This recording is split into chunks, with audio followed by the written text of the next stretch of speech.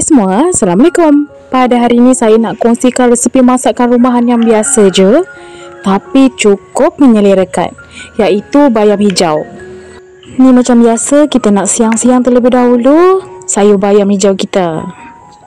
Nah, siapa dekat sini yang suka makan bayam? Banyak manfaat bayam ni, bagus untuk kesihatan. Untuk bahan-bahan, di sini saya menggunakan bawang merah, kemudian 1 biji bawang putih. Untuk bawang putih kali ni tak perlu guna banyak, kita guna sedikit saja. Dan juga ikan bilis. Kesemua bahan tersebut saya akan tumbuk sehingga lumat. Jika misalnya malas nak menumbuk, tak apa, guna je pengisah. Sesuaikan dengan selera masing-masing dan cara masing-masing. Biasanya kalau bayam hijau, korang sukanya masak apa? Jangan lupa komen dekat bawah. Mana tahu saya boleh cuba resepi anda semua. Nah, bahan kita tadi dah lumat. Sekarang saya nak lanjut cuci sekali lagi saya punya bayam hijau. Jadi bayam hijau ni saya dapat di sekeliling rumah saya, banyak tumbuh. Dulu bayam merah pun banyak tumbuh sebab dulu saya rajin menanam. Tapi lama-kelamaan asyik diracun je kan sekitaran rumah, jadi mati bayam-bayam tersebut. Yang sekarang banyak dekat kawasan rumah saya, terung asam, terung pipit. Tu banyak sangat. Nah, sekarang kita lanjut ke acara memasak kita. Tuangkan minyak menumis dan panaskan minyak. Lalu kita ambilkan semua bahan yang telah ditumbuk. Lalu macam biasa, kita tumis sampai jiran kiri kanan depan belakang bau.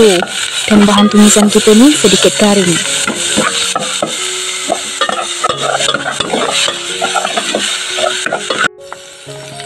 Langkah yang selanjutnya, saya turunkan bahagian batang dulu. Kemudian kita masukkan air supaya bahan tumisan kita tu tak hangus. Lalu kita tumis-tumis sebentar. Sambil tu jangan lupa masukkan garam sesuai selera dan juga penyedap rasa. Ni bagi yang guna lah, yang tak guna boleh skip. Next barulah kita masukkan bahagian daunnya. Lalu kita tumis sebentar sehingga kita punya bayam ni melayu. Nah, macam tu je resepi kita pada hari ini. Mudah sangat, merupakan menu harian ataupun masakan sehari-hari yang biasa je. Masakan kampung biasa saja. Walaupun sederhana, mudah, tapi rasanya pun sangat sedap.